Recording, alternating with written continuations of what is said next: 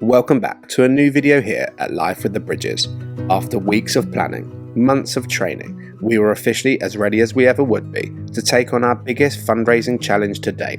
And trust me when I say this, the journey we're about to go on and the story we're about to tell is going to push us to our absolute limits as we experience incredible heights and heartbreaking lows and everything in between. This is shoulder cancer. I can't. For those who don't know, in this video we were going to be taking on an 80-kilometre walk from the doors of Great Ormond Street Hospital to the doors of our home. And Great Ormond Street Hospital isn't just any hospital, it was the hospital that saved our son's life against cancer when he got diagnosed with AML leukemia at the age of 9 months old.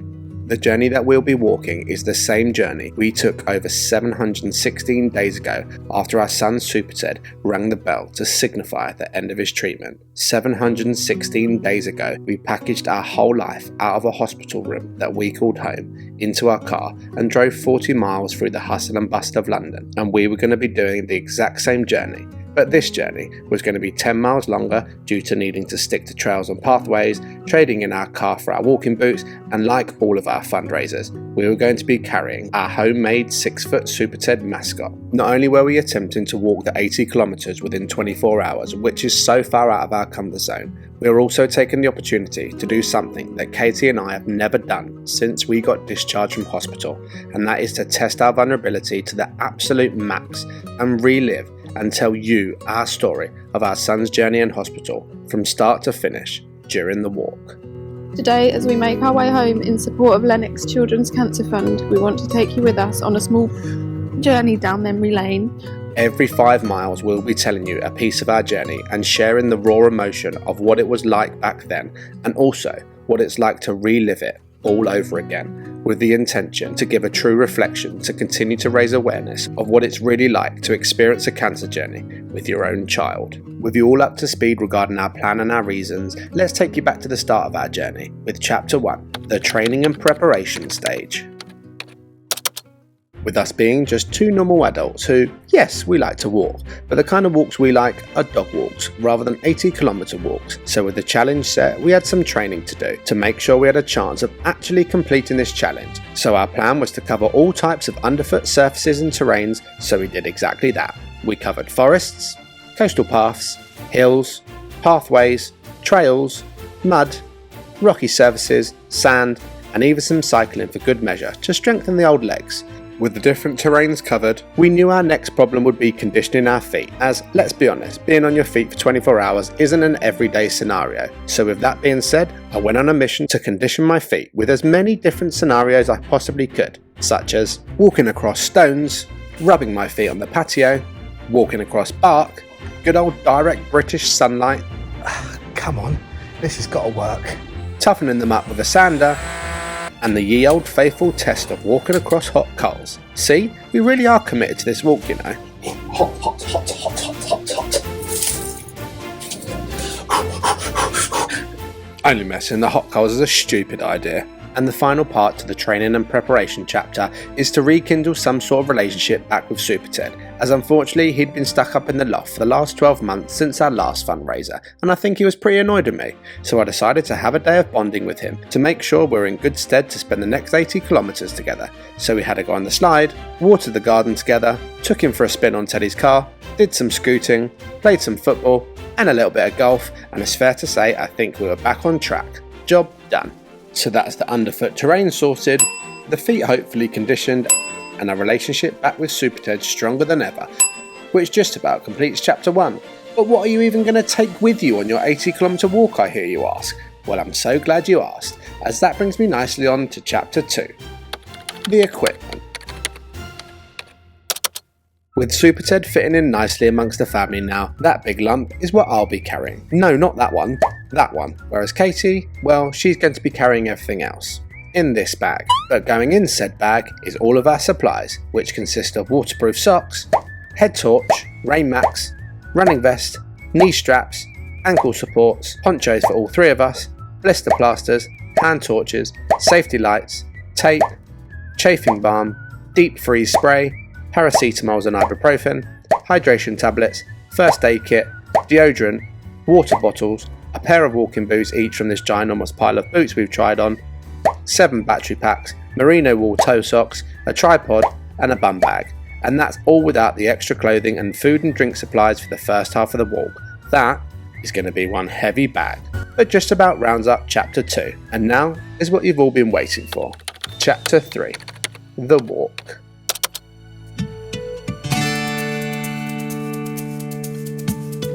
Goodbye. Love you so much. Kiss. Love you, mate. Have a better. High fives. Yay! We said our goodbyes to my mum and our little boy, and we were off to catch the train. And within minutes of being on the platform, thank you, mate. I appreciate that. Sorry, good one. Thank you very much. Cheers. Look at that. Tunbridge Wells train station. First donation by one of the workers. This is going to be a hell of an opportunity to gain some serious donations for our charity of choice. Next stop, London. Our train arrived and we were on a one-way ticket. Yes, one-way ticket to London. We arrived at Charing Cross and Super Ted was already up to his old tricks of attracting all the attention, like he does. He was like a flipping celebrity, so he got in the cab to Great Ormond Street, as let's be honest, I think we had enough walking to do today, which was only minutes away, and there it was. The hospital, in which we both detest and admire in equal measures, was in sight. That was our start line, ladies and gentlemen, and the start of our next chapter. Chapter 4, 0 miles. Ready? I'm ready. 0 miles. Real superheroes live in the hearts of small people fighting big battles.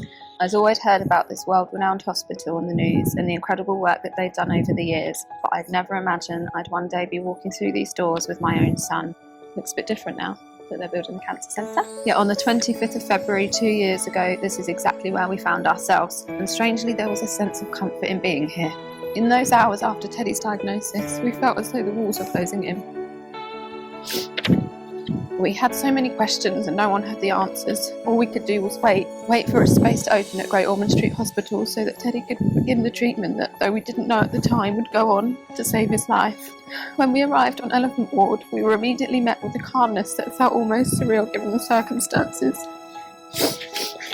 The nurses and doctors were incredibly kind and reassuring, taking the time to explain every step to us. Despite the weight of Teddy's diagnosis and the difficult statistics that we had to face, this was the first moment we felt even a flicker of hope. Today, as we make our way home in support of Lennox Children's Cancer Fund, we want to take you with us on a small journey down memory lane. Lennox, from the bottom of our hearts, thank you. Thank you for everything you've done and continue to do for children facing cancer and the families walking alongside them. If you'd like to support the incredible work that Lennox is doing, please scan the QR code on your screens now. I'll leave you at each stage with a quote from a book that was gifted to us by my brother when we first received Teddy's diagnosis. Charlie Mackessy's The Boy, the Mole, the Fox and the Horse. I can't see a way through, said the boy. Can you see your next step? Yes, just take that, said the horse. You ready? Let's do it.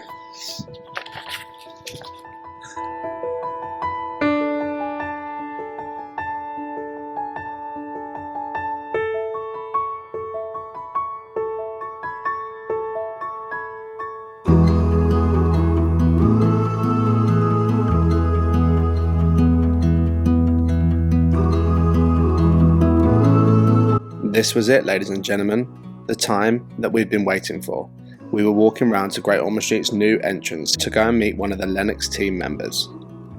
So we have just met Fiona, one of the amazing team at Lennox. She has come up to London to wave us off outside Great Ormond Street Hospital, and we've just been chatting to her for the last 5 to 10 minutes whilst we get to 11:11 ready to set off. But it's so nice to see one of the charity members come and show their support and give us a good send-off. But for now, let's get this walk underway. We stood outside the hospital that we called home in the darkest moments of our life, waiting for 11:11 to strike, as that was the time that our miracle of a son was born. Let's go, Super Ted! We are off. It is 11:11. We have left Great Ormond Street Hospital. We have started this 80-kilometre trip back to the doors of our home.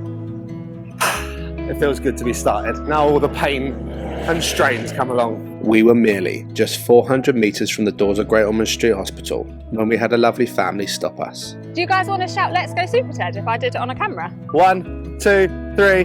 Let's go Super Ted! Yay! Yeah. Thank you so much, guys. Thank you. Take care. Bye. Bye. With our first en route donation in the bag, I had forgotten to do something vital. Forgot to put my chafing balm on, didn't I? Behind the lamppost. Oh dear, Super Ted. Sorry, Ted. With my legs smothered in chafing balm, now I was officially ready to march through the streets of London. So many of these nearby streets to the hospital have memories of either walking to hospital from random parent accommodations, or even the very few times we were actually allowed out with Teddy for some fresh air.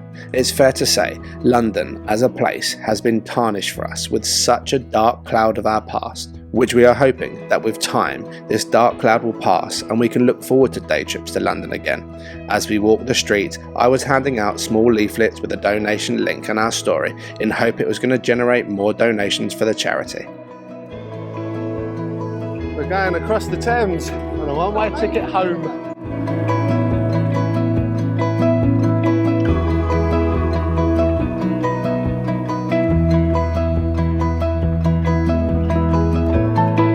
First snack on the go. As we got further away from the hospital through central London, everything finally started to look unfamiliar, but there was almost a little unintentional omen set on our route to remind us and scarily link with the story we were telling, as we told you that Teddy had been admitted to Elephant Ward and we were now walking through Elephant Springs, but the connection got deeper. At the end of Elephant Springs there was a little elephant statue which had been painted by an artist to celebrate Elmer the Elephant's 30th birthday, and in hospital within the first few days for World Book Day, what did we dress Teddy up as? Elmer the Elephant. How incredible. We kept on walking and walking until we found ourselves being able to turn the page to chapter 5, 5 miles. 5 miles, the plan. Within 24 hours of arriving at Gosh, we were faced with one of the hardest things we've ever had to do, handing over our poorly 9-month-old baby to strangers so he could be put to sleep for high-risk surgery. To carry my world in my arms into the surgery room, to watch them pump anaesthetic into him whilst I hold him until he goes limp, absolutely broke my heart. That day, Teddy received his double lumen Hickman line, a small piece of medical equipment inserted into a major artery leading to his heart. It would stay with him for the next year, becoming his lifeline. Through that line, he received pain-free access to chemotherapy, blood and platelet transfusions, vital medications, and countless blood draws. It even went on to deliver the magical cells that saved him. But in those first few days, it truly felt like our world was collapsing piece by piece. What began as the diagnosis of leukemia quickly escalated to acute myeloid leukemia and then to AML with a high-risk genetic markup. We were being told to be aware of the unthinkable, that we might lose our baby. He would need a bone marrow transplant, they said, but what if there wasn't a match? The moment that first dose of chemotherapy went in was pivotal. It marked the shift from fear to action. No more waiting, no more what ifs. His treatment had begun. Let's go, Teddy B. The Charlie Maxey quote says, "Those are dark clouds," said the boy. "Yes, but they will move on," said the horse. "The blue sky above never leaves." 5 miles in. Heading into Peckham. Headed into Peckham. But next destination is 10 miles. Quick t-shirt change, as my t-shirt was getting super sweaty and it was starting to make me uncomfortable. Also, I've just popped 2 ibuprofens as well because I can feel my feet swelling. How far are we in, Kate? 7 miles. 7 miles. So I'm trying to reduce the swelling on my feet so it doesn't get any worse. But other than that, we're still working our way through the London suburbs. But feeling good. Next up, 10 miles. Feet are hurting now, I'm not going to lie, I'm only 7 miles in.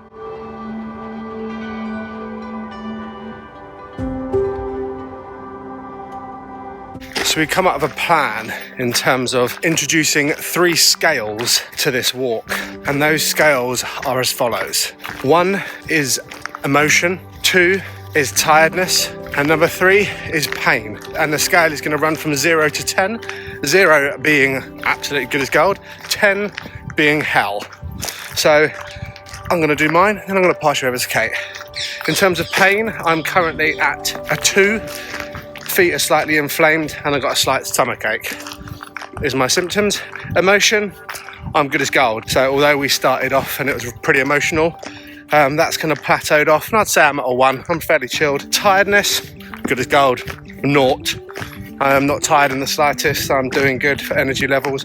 Currently 2 bagels in on the walk, and yeah, feeling good. But my main issue is that I need a wee, and we're currently in a cemetery. So out of respect, I'm gonna gladly decline and find a toilet. You're all welcome. Over to Kate. The first check in pain, I'd say not really, so 0 to 1, only because my toes just feel like they're a little bit snug in there. Emotion, none. I think that will just come up and down in like peaks and troughs. It's quite emotional at the beginning. And tiredness, again, I'm fine at the moment. Watch this space. I'm sure they'll all very quickly ramp up to 10 throughout the course of this journey. Watch out, Scott.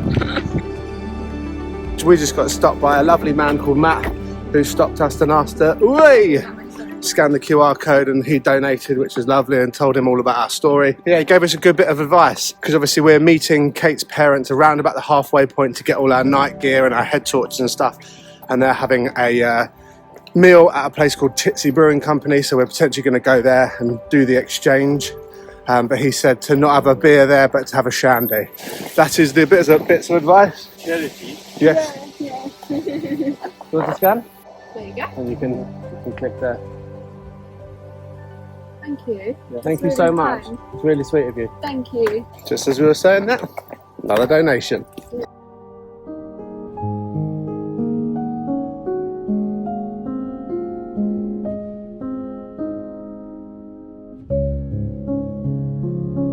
10 miles, get in. Only another 4 more times. 10 miles, chemo round 2. Wow, look at him go. Our brave and incredible boy had already sailed through his first round of chemotherapy, and we were moving into round 2. From the very beginning, Teddy showed a strength that will stay with us forever. Despite all the awful side effects we were warned about, our little Ted remained his happy and smiley self. He was fitted with an NG tube, but it was removed not long after. He didn't need it. He was coping just fine on his own. At this point, the support around us was overwhelming. Friends, family, and even complete strangers were rallying round behind our boy. And during those first few weeks, he earned his title, Super Ted. By then, he already had been back to the theatre so doctors could assess whether the chemotherapy was working. We received another positive result in both his blood and his central nervous system. But soon after, we got our first negative. 0 detectable disease. For the first time, we dared to feel quietly confident that there was hope in this heartbreak. Teddy was doing amazingly, but the second round hit harder. He became very unwell. For the first time since his diagnosis, he needed oxygen support. He came close to being admitted to ICU, and a sudden, severe rash left him almost unrecognisable. As the doctors deliberated over what could be happening, I sat with tears streaming down my face, scrolling through old photos of our boy before treatment, desperately afraid we might never see that boy again. But in true Ted style, he turned it around.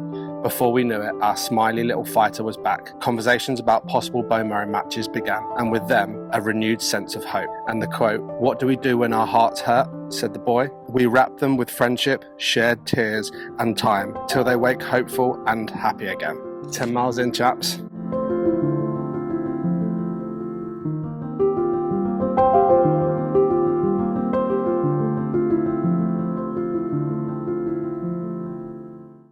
With our spirits still remaining high, roughly 12 miles in, our bodies started to show signs of wear and tear, but we kept on stomping.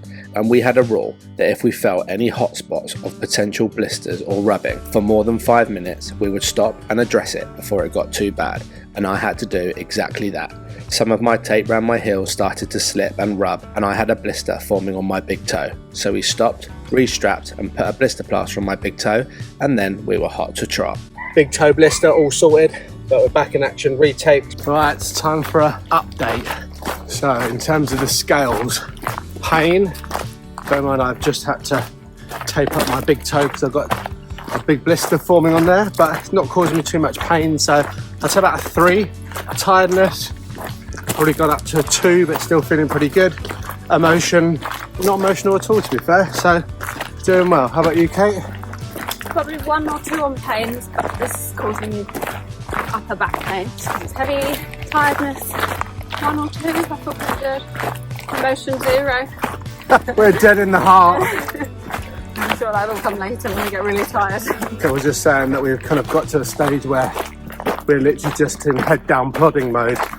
Now we're 12 miles in, approaching 13, which after 13 is a little bit of a no man's land because that'll be 20 kilometres and we haven't done over 20 kilometres before. So, but we are now pushing on to mile 15. Let's go. Whoop, whoop. Whoop, whoop. Kate's first wild wee, and she's somewhere behind that oak tree, whilst me and the bear are just in our natural habitat.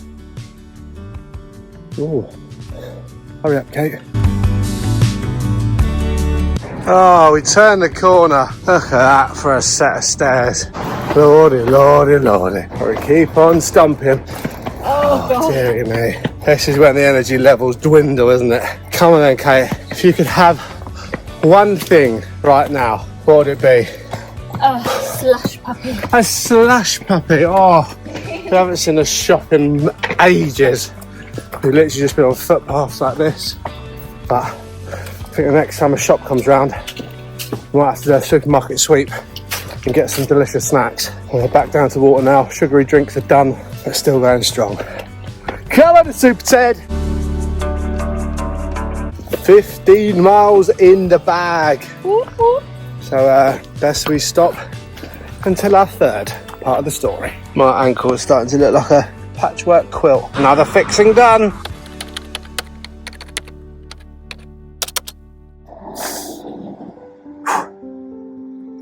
miles, yeah. Our little boy turns 1. With 2 rounds of chemotherapy complete, we were finally allowed a short break away from the hospital. We took Teddy back to our temporary flat in London, and for a brief time we were just a family again. Sightseeing, fresh air, time with loved ones, it was a lease of life after so much intensity. That little taste of freedom meant everything. But soon we were headed back. Teddy took it on like a true champ, just as he had with round 1. We often wondered, where did he find his strength? No matter what was thrown at him, he never failed to make us proud. However, this time the cracks began to show. With a nationwide nurses' strike in full swing, the level of care started to shift. Some of the staff were less experienced, and ultimately Teddy was transferred to Chelsea and Westminster Hospital. Despite the uncertainty and a very different environment, we still managed to make some special memories, getting outside when we could, soaking in those precious moments, and even granting a few heartfelt wishes before being transferred back to where we felt safe again, back home at Gosh. Returning to Great Ormond Street brought a sense of relief, just in time for Teddy's first birthday, but the morning of his big day arrived with heaviness. Waking up in a hospital room separated, with Teddy attached to wires, it wasn't how we'd imagined celebrating his first birthday. But then everything shifted again. We were given the incredible news that we could take him home for the day. Gratitude rushed back in, because there had been a time when we weren't sure we'd even get to see this milestone. And so we celebrated. Teddy's first birthday complete with his very own car and a Colin the Caterpillar cake smash. Surrounded by family and friends, we even managed to spend some time together celebrating in a park, a moment of pure joy in the middle of a storm. Shortly after that, we were told we could go home again for what would be our final break before Teddy's biggest and most critical hurdle, his bone marrow transplant. And Charlie Mackesy says, "Everyone is a bit scared," said the horse, "but we are less scared together." Yeah, buddy. Mile 15 in the bag. Next one's 20. That still won't be halfway. Let's go. Could have a nap. No napping. The grass is too dry for napping. It's a bit spiky. Oh. Might not get up though, might need your help.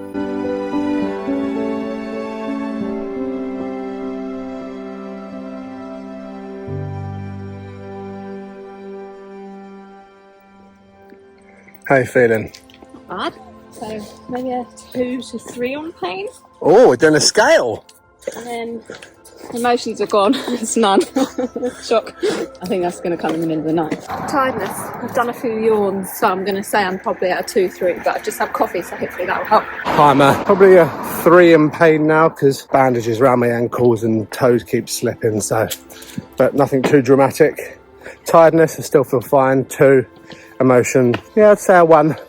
Not too emotional. Saving it up for a big hoo-ha whenever it strikes gold. Probably in the middle of the night. Yeah, when we're vulnerable. Part of down memory lane is a pretty tricky part of transplant. And I think it's going to hit us just sort of between 30 to 35 miles. Oh, brilliant. Oh, between like 30 and 40 miles. And I think that's apparently the hardest part of the walk because you've still got so far to go. And you're absolutely exhausted. Oh, buzzing for this. This is going to be great. And it'll get like probably dark by then as well, so. Oh, right. Just strike us while we're down. That's all part of the journey and taking you guys through the journey with us. So, next up, 20 miles. Let's do it. Spoiler alert, Katie was absolutely right. What we were about to go through was easily the most physically and emotionally vulnerable we have ever been in our life. The unfathomable pain, sleep deprivation to new heights, and reliving the most gut-wrenching times of your life is a concoction of emotions that is just undescribable, and certainly we weren't prepared for. Come on, please. I'm so fucking tired. I knew this was going to happen. But until those moments, we stayed none the wiser and kept on walking. I'm not saying we're struggling, but there seems to be some moans and groans that are starting to appear that weren't there 5-10 miles ago. And into unknown territory now. We're well above the 20 kilometres, which is the maximum we've ever done. So, but we're still going. Close to stop. How far are we in? Almost 20. Almost 20. Kate's got her first blister, we think. Oh, there's one there. Starting to fall to pieces, ladies and gents. We're not even halfway yet. Over halfway! We successfully patched up Katie's blisters as best as we could and carried on chasing our end goal, which is the doors of Bridge HQ. But finally, we were coming out of the city of London and leaving that behind us and into more scenic landscapes, which was a great morale booster, but what it did mean is that it was a lot tougher terrain underfoot for our ankles. Wowzers! Are we glad to see some fields and some countryside? Go on, Super Tune! So nearly at the 20-mile mark. Fresh air, out of that London smog. And before we knew it, we had reached the 20-mile mark, where we were entering a new chapter of our story. Chapter 9, 20 miles. Home is where the heart is. Oh my god, you nearly fell on me. What a place for mile 20. It'd be a good place to have a little nap, wouldn't it? No one would even know you're here. If you're not quick with this part of the story, it might be a nap. This is a nice one. Oh, it's a nice one. I'm up for a nice one. 20 miles. Home is where the heart is. It felt so good to be back home. When Teddy was first diagnosed, we never imagined returning home until the very end of treatment. We almost stayed in London because the fear for coming home, only to have to leave again, felt too heavy to bear. But with the transplant looming and so much uncertainty ahead, we knew deep down that if the worst were to happen, we would have regretted not taking this time to be together in our own bubble at home. Our time at home was full of warmth, love, and the most precious memories. We were wrapped in the comfort of family, friends, and a sense of normality that we hadn't felt in so long. But that didn't mean it was easy. Beneath the moments of peace were some of the hardest days we've faced yet. First came the big transplant meeting with Gosh. To spare the details, this meeting was brutal. We were walked through all of the risks, the complications, and the unknowns. And though every part of us wanted to run, we had no choice but to sign the consent forms. There was simply no alternative. When we were told that Teddy had found a 100% donor match, we were overwhelmed with relief, and hope surged through us. But shortly after, that hope was taken away. The donation couldn't go ahead, and we weren't given the reason, but the reason didn't matter. It was gone. What followed was a lot of back and forth. Eventually, the decision was made to proceed with a mismatched cord donor. The team assured us that there had been previous successes. It wasn't perfect, but it was something, and we clung on to that something. We had to trust our doctors, and we were grateful that another option existed at all. Just as we were preparing to return to Gosh and begin the transplant journey, another curveball hit and Teddy's neutrophils dropped. Why was this relapse? Another trip to Gosh and a bone marrow aspirate under GA confirmed that thankfully not, and with some GCSF boosts and an unexpected extra few weeks in our favourite place at home, we finally got the all clear. It was time to head back to London and face the biggest chapter yet. transplant. And Charlie Mackessy's quote is, "Sometimes I don't feel very brave," said the boy. "That was brave of you to say," said the horse. Nice. I like that one. That's going to transplant's going to be hideous. Yeah, that's where it takes a turn. But that was good. They were special memories being at home for sure. And we did, although it was a bit of tricky, like we just wanted to get cracking with the transplant. Having those extra few weeks at home did really felt like such a gift, amazing, didn't isn't it? they? So it was almost pretty much packed, and then they were like, "You're just gonna have to stay for another 2 weeks." We were like, "Okay then." Because we were meant to go back on my birthday, weren't we? And then it got delayed, and it just felt, so nice. And although we wanted to just get going, we didn't know what it was going to bring. So every day at home could have been the last time. Could have been the last. So a bit of a roller coaster, really, prepping yourself for going and then being told you've got more time. Now look at us, sat in a spiky field with 30 miles. Brilliant. Right, let's do it. Are you okay? I think I'm stuck, chaps. What a great place for mile 20 though, chaps. Back in the countryside. Let's do it.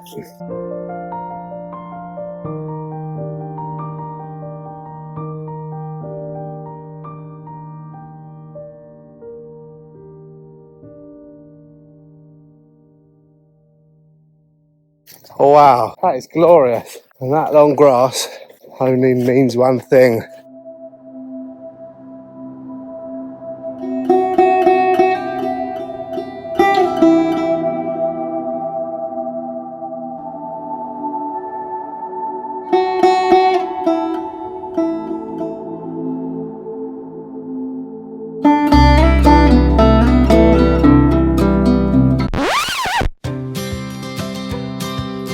And with that aeroplane overhead, that can only mean that we're nearly at Biggin Hill Airport, which is a good halfway point. We're so close to the 25 miles now, and that is our halfway point.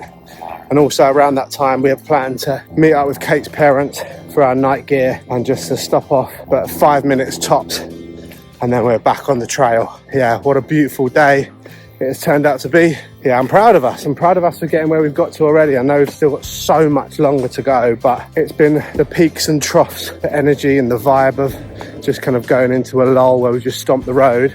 Also remembering these times that we've had on Teddy's journey. It's just been incredible so far, and we've still got so much to come. And just seeing people's faces, even the people that drive past, just smile at the bear and point out the window, and all the kids have reacted so well to it. And we've had so many people stop us, giving donations, asking what we're doing it for, and yeah, it's been nothing but love. But next stop, 25 miles. With the trails and terrain changing, it started to become slightly more difficult to navigate a 6-foot bear through the woods, but all these things were out there to test us. Oh, these woods are a joke, mate. Oh, yeah. Oh, sorry, Ted. Oh. But we just kept doing as best as we could, whilst trying to enjoy the sun setting in the distance. But with our bodies and minds becoming more tired, we were starting to consider any option just to merely help us out. Contemplating trying to steal one of these each to get us to halfway, but no, we keep walking. And just like that, we were at the halfway mark and on to the next chapter. Chapter 10. Mile 25, welcome to Foxward. 25 miles, welcome to Foxward. Room 5 Foxward. One more sleep until conditioning for Teddy's bone marrow transplant was due to begin. The plan, 10 days of chemotherapy, 1 day of rest, and then transplant on day 12. But just as we arrived, complications started to stack up. Teddy needed to begin antiviral treatment with ganciclovir after a flare-up of HHV6 in his blood. The team acted quickly, taking all precautions to prevent the virus from causing serious complications so conditioning could begin. Then came another blow. Teddy tested positive for adenovirus. Going into transplant carrying 2 active viruses was far from ideal and meant greater risk, but the doctors agreed the risk of delaying transplant was even greater. We had to press on. Teddy was and is strong. He's resilient. He's got this, and we've got him. We were as ready as we'd ever be to face whatever the disease threw at him next. We would be there to soothe him when he was uncomfortable, to bring smiles when the days felt heavy, to fight for him when he needed, and to be his comfort and safety no matter what. Then a shift. Teddy's conditioning was revised and reduced to 7 days. Suddenly the countdown to his magic cells became shorter. 7 days. 7 days until transplant. 7 days closer to home. 7 days closer to giving our brave boy the second chance he so deeply deserved. For the first time in a long while, we allowed ourselves to start dreaming of the day that we could bring Teddy home for good. Charlie Mackessy's quote, "We have a long way to go," sighed the boy. "Yes, but look how far we've come," said the horse. How ironic. We're literally just saying how, as if we've got to do this whole walk we've already done again.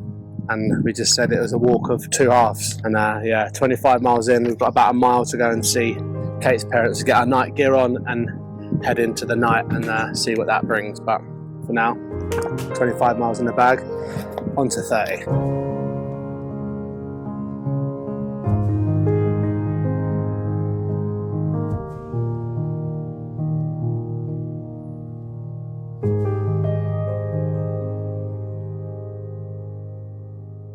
The trails were getting narrower and our bodies were starting to struggle, but like with our journey, there's always light at the end of the tunnel. You just have to keep chasing that light.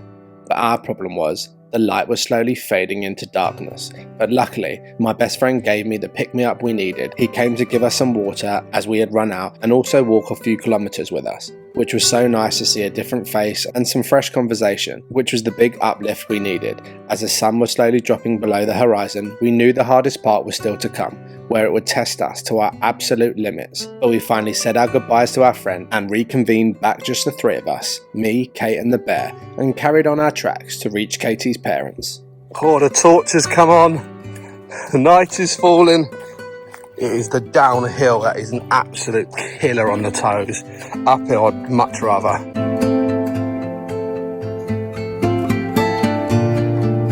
Right, so let's talk about scales.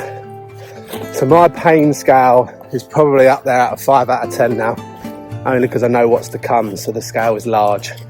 My tired scale, I don't feel that bad at the minute, it's still a 3, and my emotion, still pretty solid to be fair. Maybe a 1-2, I don't feel emotional at all. How about you, Kate? Pain, 4, 5. Just my feet mainly now. Tiredness, 3, 4. Emotions, none.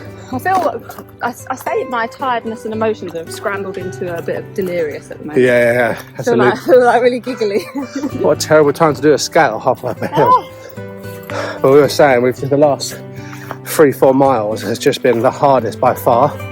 Not because of tiredness or anything like that, purely because of the terrain. It was all up through woodland and I was having to duck and was getting caught on brambles and it wasn't level underfoot. So your ankles just absolutely get obliterated, which weren't actually a problem at all until then. And now they're getting painful, but the sun is setting. The next part of this walk is about to start, so. We carried on pushing and finally reached Katie's parents in a lay-by.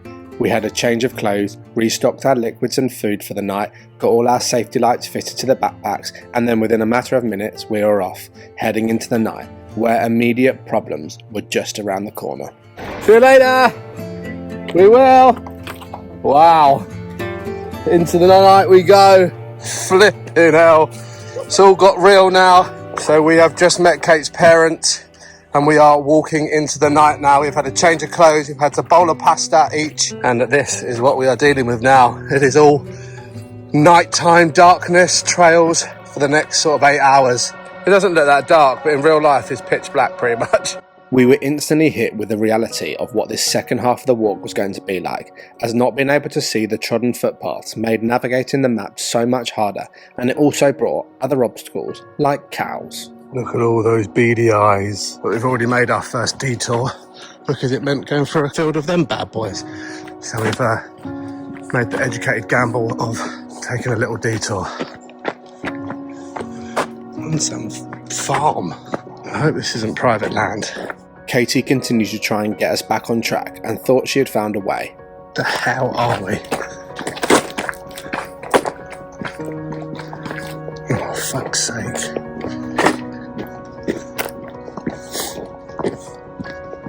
Is that where it's telling us to go? That one doesn't look locked there. Oh, it is. They're all locked. This is ridiculous.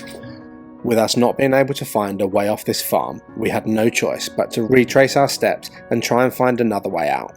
What's that wire? That could be an electric. Oh, God. I'm definitely not going to be able to do that. It's still trying to get where we need to go. This is not the right way to be doing it.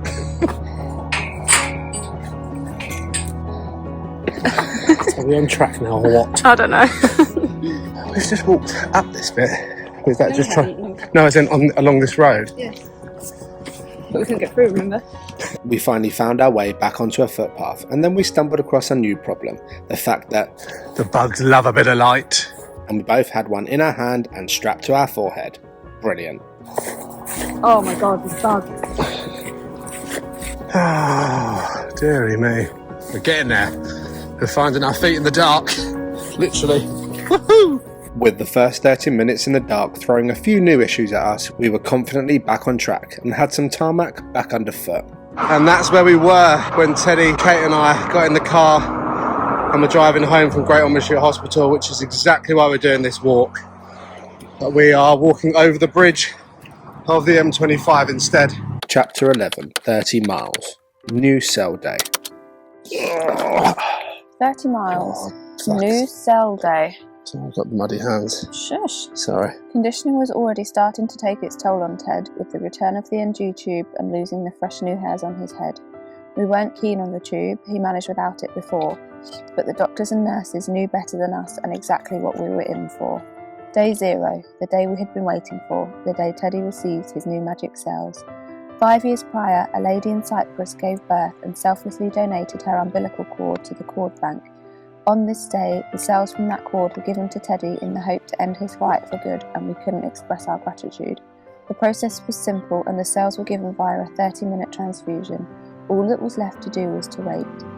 Over the coming weeks, we were told to expect all Teddy's counts to become flat.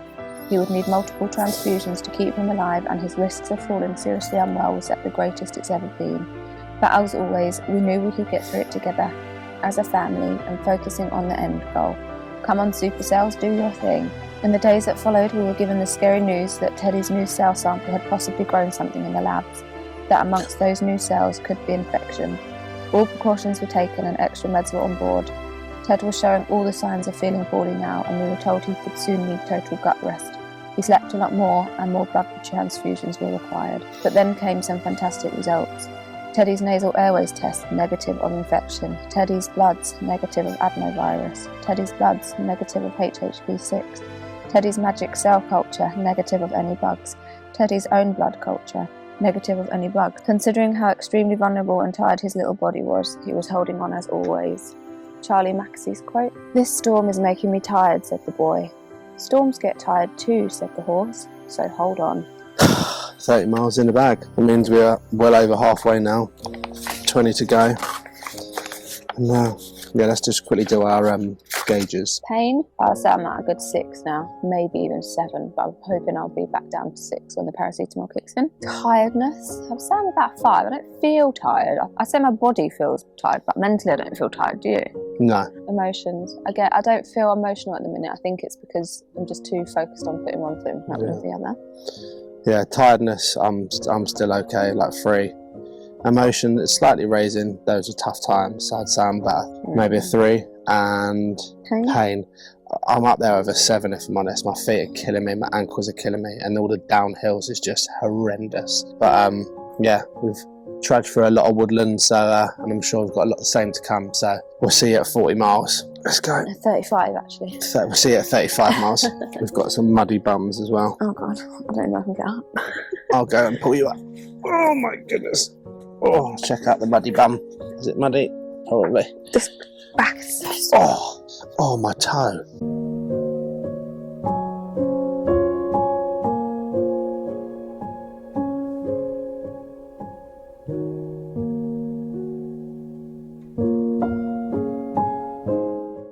This challenge was really starting to take its toll now. The pain was ramping up, the tiredness was creeping in, and the question of doubt has started to swamp our minds. Were we actually capable of this? But we just had to keep putting one foot in front of the other and ignoring those thoughts that were entering our mind. Hours went past and we barely said a word to each other. We both dealt with this challenge the only way we knew to as individuals. Katie needed silence and nothing to overstimulate her, whereas I needed distraction and pick-me-ups to take my mind off the pain. The ironic thing is, we were in total darkness, and funnily enough, it's exactly how it felt, being in this part of the story. Darkness, pain, the unknown of what's to come, the want to give up slowly eating away at you, but we remembered why we started this challenge and who it was for, and found some strength from the depths of us just to keep on walking.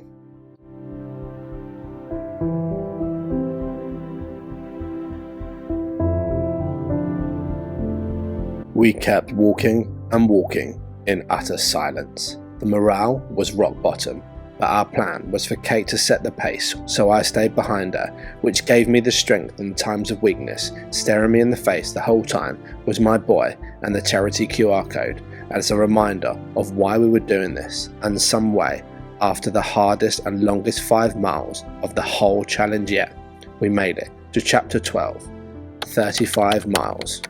100% donor cells. We're struggling now, big time. Let's just get this on with with go it. for it. 35 miles, 100% donor cells. We woke up feeling like today was going to be a good day, and we were right. Teddy's magic cells had done exactly what they are meant to do. They found their home. They had engrafted, 100% engraftment. We were absolutely overwhelmed with relief, with joy, with pride. Our beautiful, brave, strong boy had reached a milestone we'd only dared to hope for. Against all odds, he had done it. Teddy was doing so well that we were told if his platelets continued to stabilise, we could be soon heading home. The very thought felt surreal. There were still hurdles to jump. Teddy required HLA-matched platelets and a strong dose of pentamidine, a broad-spectrum anti-infective and antifungal medication. It made him incredibly sick, but it was essential preparation for discharge. Hard to watch, but necessary. Teddy, this is a journey you should never have had to walk, and yet you're handling it with more strength and grace than any of us ever could have. Then came the next scare. Teddy began showing signs of VOD, veno-occlusive disease, a rare but serious complication. We knew the very medications that were saving his life had the power to seriously harm him too. After a late-night ultrasound, thanks for the timing, Doc, all we could do was wait and hope. On top of that, his gut distress worsened. Extreme nausea and persistent diarrhea had taken hold. It was heartbreaking to watch. So close yet so far. Big deep breath, remain strong and pray we're just a good night's sleep and some positive results closer to the finish line. Charlie Mackes's quote is, "Sometimes your mind plays tricks on you. It can tell you you're no good, that it's all hopeless. But remember this, you are loved and important, and you bring to this world things no one else can, so hold on." I don't think I can do this anymore. You can. I don't think I can. You absolutely I can. physically can't move. Right, 35 done. We'll see you at 40.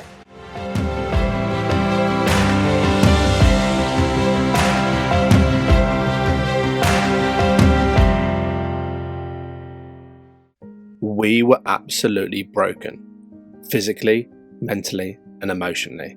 But Kate readjusted her head torch and walked another 3 miles of endless road until we finally saw a sign that we recognised. Home was officially in sight, but Kate needed to stop again, so we took some rest, regrouped, and went again.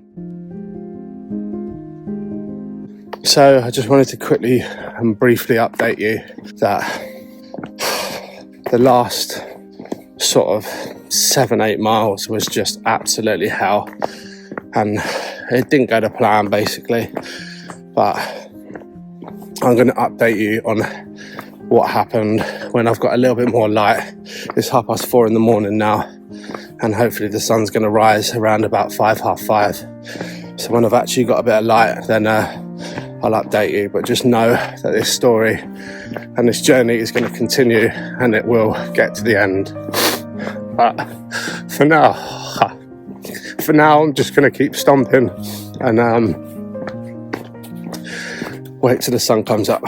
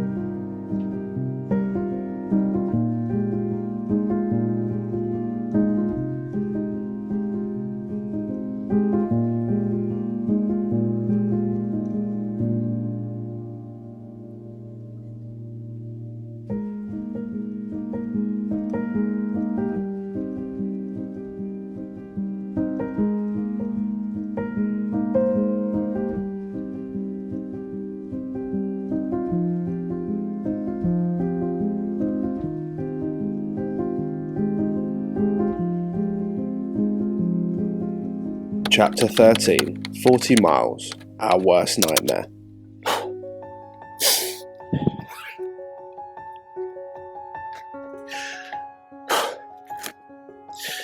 So here it is. I'm going to start our update by reading mile 40 and continuing our journey. 40 miles. Our worst nightmare was coming. Please bear with us. Teddy had taken a bad turn.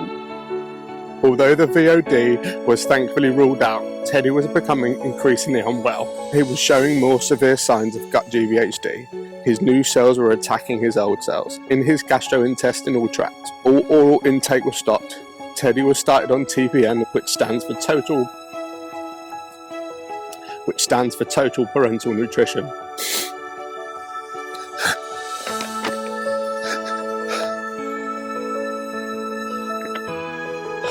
Which goes directly into his blood. Come on, please. I'm so fucking tired. I knew this was gonna happen.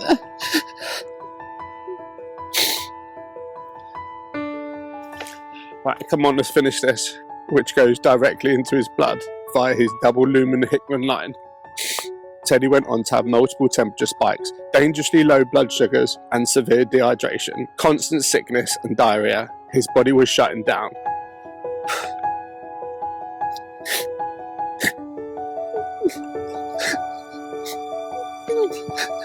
The room swarmed with nurses and consultants, and he was being prepared to be transferred to PICU. We were terrified. With some swift action and very heated conversations, This is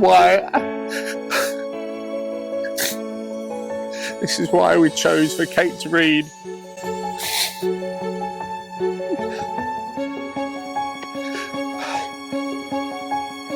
With some swift actions and very heated conversations between medical staff, the team managed to stabilise Teddy and keep him on the ward. The night was going to be long and Teddy was going to be under extreme close watch. Just another day in the life of transplant. Things can change minute by minute in this world. We've learnt to live moment by moment, hoping for improvement, but knowing just how fragile everything still is. Teddy isn't out of the woods yet, but he's still here, and he's still fighting.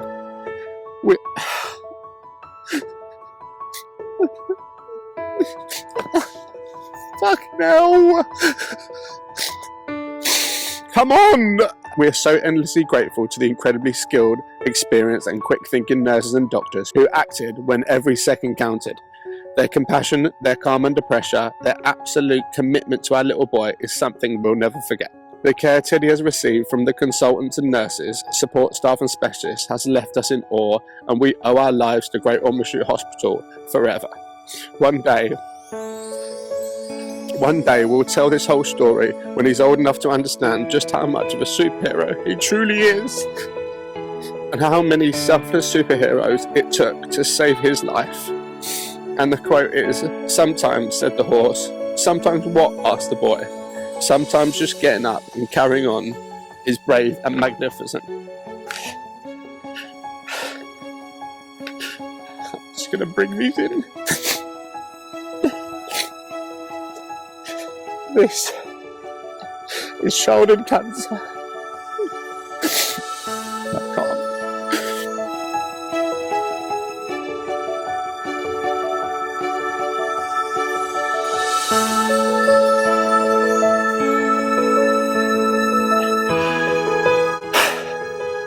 I'm so sorry about that.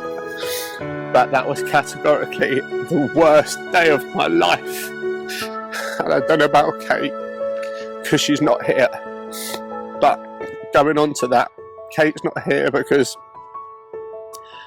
miles 30 to 38, it was horrendous. We tried so hard and Kate started to struggle, and I'm so proud of her because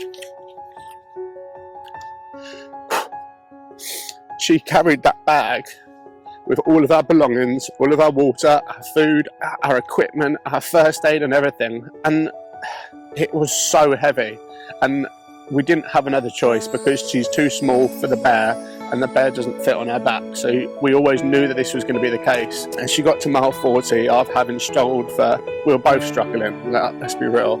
And she just said she couldn't do it anymore. She was done, and she was cold, she was feeling sick, she was feeling lightheaded, and she said, "Scott, I'm done." And we battled it for a couple of miles through mile 36, mile 37 and mile 38, and we made the call. I said, look, there's no point doing it. Like, you've done the 40 miles. From our doorstep to Great Ormond Street Hospital is 40 miles if you drive a car, and she did it 100%. The extra 10 miles is because of the fact that we have to go across country because we can't go on a motorway. And so in my eyes she completed it, but I said to her, I was like, we started this challenge to show our bravery, show our courage, and show the unmatchable determination that these children show on a day-to-day basis that are fighting childhood cancer. And she did it, and I am so proud of her. And I had something inside me that I didn't want to finish it without her, but we had a journey that we started.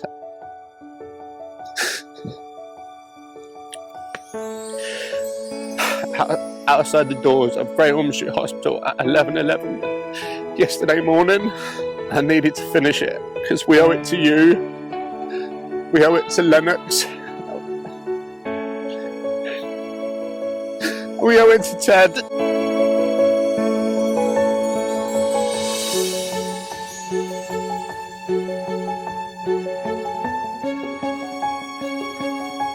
Do you know what? All the way through this, apart from the start, we didn't bat an eyelid with emotion. We kept saying our emotions were zero because the pain and everything we were going through physically was way too much to even just compute what we were going through, compute the journey that we were reliving. And it must be bottled up because the minute Kate left, I was just like, oh my gosh. But listen, that is me done. That was an absolute shit show. But c'est la vie.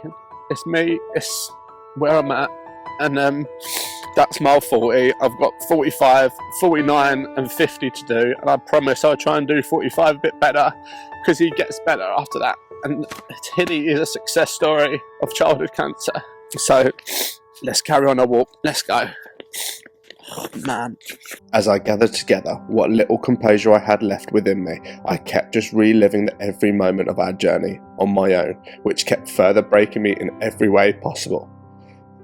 But somehow, through the tears and emotion, I made it through another 5 miles and entered chapter 14, 45 miles.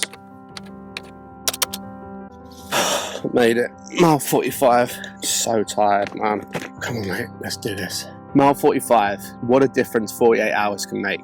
Teddy responded incredibly well to his emergency treatments, and finally he was allowed out for his first dose of fresh air in weeks. Apart from the serious case of steroid rage, you never know what he'd just been through. In days that followed, we began to wean off the TPN and slowly reintroduce oral feeding through his NG tube. It wasn't without trauma. There was excessive vomiting, and the tube had to be reinserted several times, but he pushed through. Teddy's skin GVHD began to clear up beautifully. The team told us that if Teddy could tolerate the steroid wean, we might be able to start thinking about going home again. But we didn't let ourselves get too attached to that hope anymore. We learned just how fast things can change. As Teddy's blood counts began to recover and the most serious side effects started to feel more like distant memories, close family were finally able to visit outside, in the fresh air, and only if they were fully well. It felt surreal. Any social interaction all felt like a small miracle. Teddy still required overnight oxygen, and we had no clear explanation to why, but even with that, he was improving day by day. We soaked it all in, each small win, each step forward, every single improvement. We also started the slow and careful process of learning how to prepare and administer all of Teddy's medications, 32 a day. It was overwhelming, but it was progress. It meant we were closer to being able to care for him at home. Every day, as we walked past that bell, the vision of Teddy ringing it grew stronger in our minds. It wasn't time yet, but it was no longer just a dream. It felt possible. The last few weeks had been the most emotionally, mentally and physically draining of our lives. 6 months of fear, chaos and hope had all left us completely exhausted. But this week felt crucial. The finish line had been in sight for a while now, but we had learned to take it one day at a time, and so we held on, just one more day closer to home. And the quote is, "What do you think success is?" asked the boy. "To love," said the mom. Teddy B. A photo. Don't start. It just tears me to pieces. The mile 45 done. We're in the homeward straight now. Last 5 miles, guys. I can't wait to get home. I seriously can't. I'm so tired, exhausted, everything hurts. And I want to get back to Kate now. And let's do it.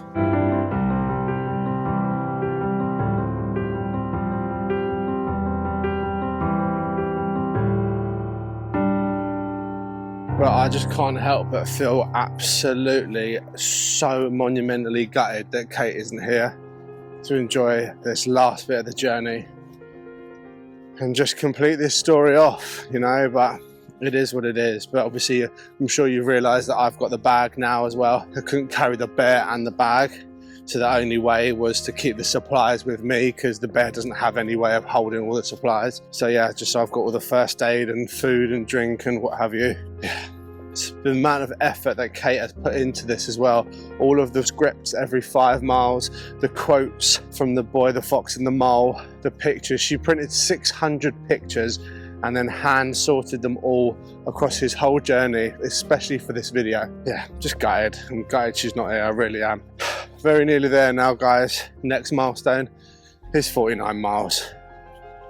So close. Just for the record as well, chaps, in terms of the scales that we've been running all the way through this video, my emotion, clearly 10. Yeah, I was pretty vulnerable in that field for sure. Pain, absolute 10. I've never experienced foot pain like it. And tiredness, 8.5.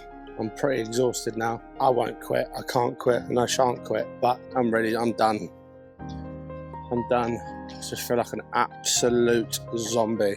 I've still got so far to go. My pace has just dropped off the edge of a cliff. I'm literally plodding my way through these woods like an absolute slug. I can't go any quicker, so I will get there when I get there. And do you know what's the worst thing? The route that this map is taking me. I know there's an absolute monstrous uphill climb before I get home, which I'm not looking forward to. But we'll worry about that when we get to it.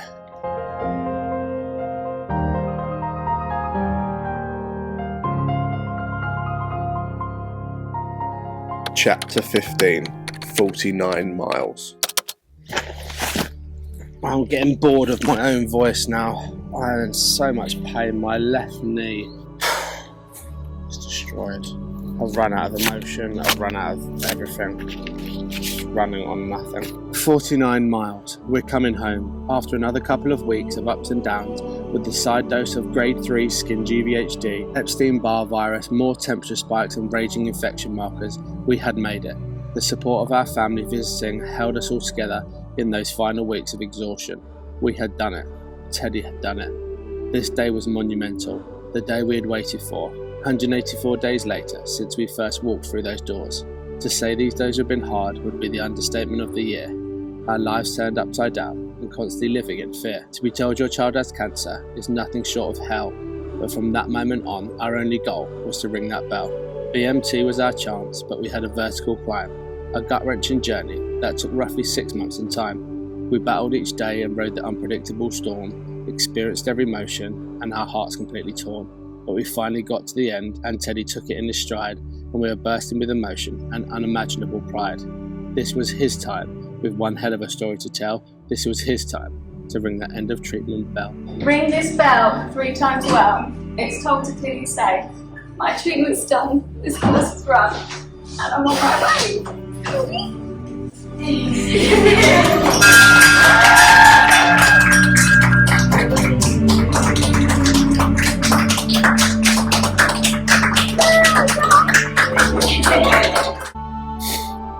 I wrote that, and the quote is your glass half empty or half full? Asked the mole.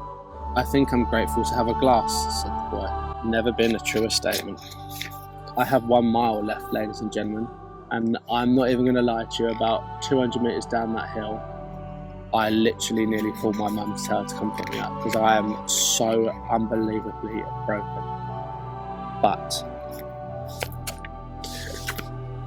there's no way I'm giving up this late in the day. So I need to put my big boy pants on and get myself down that hill and up that hill and back home to finish this journey.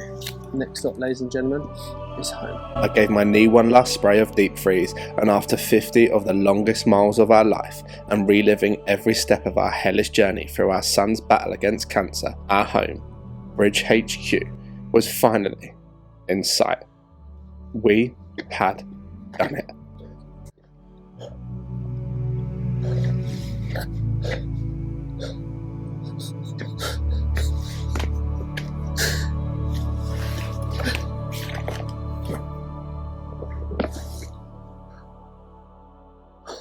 So glad that's over. Home. Chapter 16. 50 miles. So we're finally back home. I've just had a shower.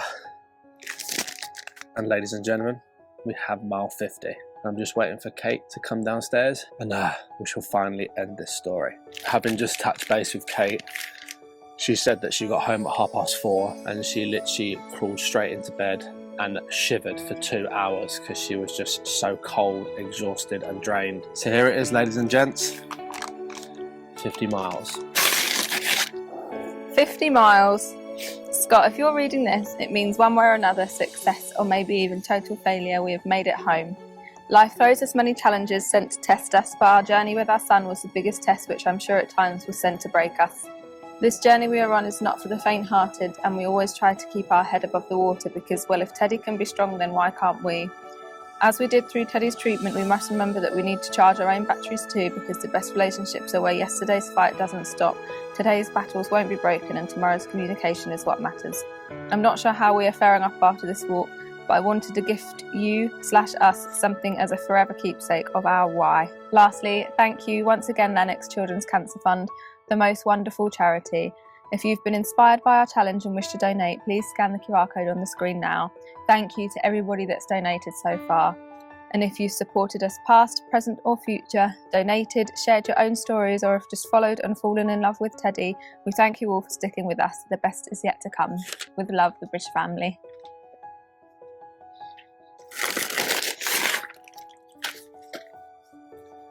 Wow.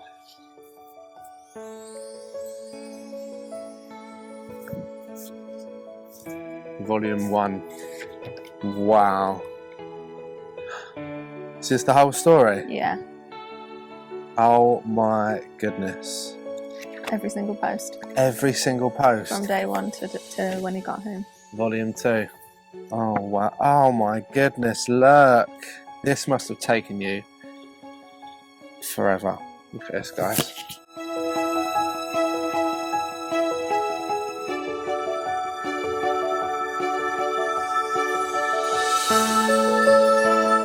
Incredible. Going to have a major look through those, but thank you.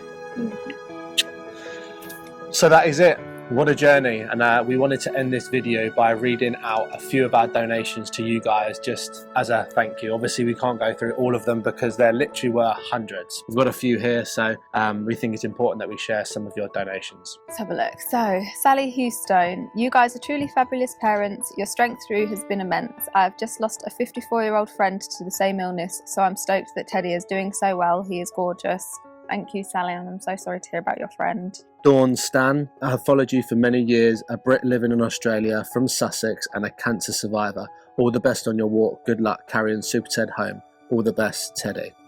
Oh, thanks, Dawn, and amazing that you're a cancer survivor as well. Man on the train, so a lovely gentleman on the train saw what we were doing this morning and, well, yesterday morning actually now, and yeah, just gave us a cash donation, which was really kind. Emma Stevens from Copier King. Well done, guys. You should be super proud of yourself. What an amazing achievement, and together you have reached the finishing line. Super Ted, Super Scott and Super Katie. Thank you so much, Emma. Rach, your story is so touching and heartwarming, I couldn't not donate. Wishing you the best of luck on the challenge and sending Teddy well wishes for eternity. Thank you, Rach. Let's Go Super Ted blue car. That was the car that we saw 400 metres from Great Ormond Street Hospital with the family in it, which is amazing. Taxi man, so from the station to Great Ormond Street we jumped in a black cab just because we wanted to save our feet till we really needed them, and the taxi driver told us to donate our fare to Lennox Children's Cancer Fund. So thank you to the black cab driver who kindly did that yesterday morning. Paul T, this is one of my clients. I hope you have a great time on the walk, and thank you. Thank you, Paul, you're a legend. Helen, keep going guys, it's only a little donation but I really hope it helps. I watch you all on a regular basis. Your channel brings so much insight and joy, ups and downs in life. Teddy, well, what a star. He is a little star and life is certainly not plain sailing. It's a roller coaster for everyone and we just love to keep it transparent. Thank you, Helen. Suze, I realised that Teddy rang the bell on August the 31st. That's my birthday. So for my birthday, I'm donating for this cause one more time. Hugs. Suze, you're a legend. You're one of our long-term subscribers, so we thank you so much. Deirdre, so proud of you both. Your strength over the last few years has been unreal. I wish you all the luck in the world with your walk and I know you both will knock it out of the park. That's one way to put it. It was an uphill climb, but one way or another we're home. So thank you so much, Deirdre. Another long-term subscriber. John and Heidi Penfold, good luck. So lovely to see Teddy looking so well and living life like every 3-year-old deserves to, singing his songs and enjoying his toys. Thank you so much, John and Heidi. You've supported us for many years now. Mandy, I was jogging through Crowborough and saw the plant sale outside your house. What a fantastic idea. Best of luck with your challenge. What you were doing for your boy is amazing. Sue's donated again. What did she say? Thank you for sharing this journey and for giving back to those in need. Love you guys. Incredible. Sophie, keep up the amazing work, guys. One of our Instagram friends, I'd say. Thank you, Sophie, for always having our backs. Legend, mate. And Beth Schneider, I love you so much. My heart is with you and all of the children that are dealing with cancer. Thank you so much for all you do. It's just a small snippet of some of the most incredible messages and donations that we've received, and yeah, who needs sleep? Yeah, We we can't thank you enough, and this will just help Lennox so much in continuing what they're doing to support families that sadly are coming up behind us and finding themselves fighting childhood cancer. So thank you. Just one more thing that we wanted to say and do, really, and one of the things that Lennox did to support us when we were in hospital and in the thick of it was provided us with a crisis grant of £250. So we thought, what could we do just to finish this off is put our money where our mouth is and give back to them and pay it forward. So we will also be donating to Just Giving the £250 back so that we can pay that forward to another family that are going through it right now. So yeah, thank you so much again, Lennox. And there it is. That is a perfect time to end that video there. So don't forget, if you like this video, hit the thumbs up, subscribe to our channel if you haven't already. A huge thank you to our Life with the Bridges members and everybody that donated to this amazing fundraiser. And remember, live for today, as tomorrow is never promised. Time to go and get some rest. And we'll catch you in the next one.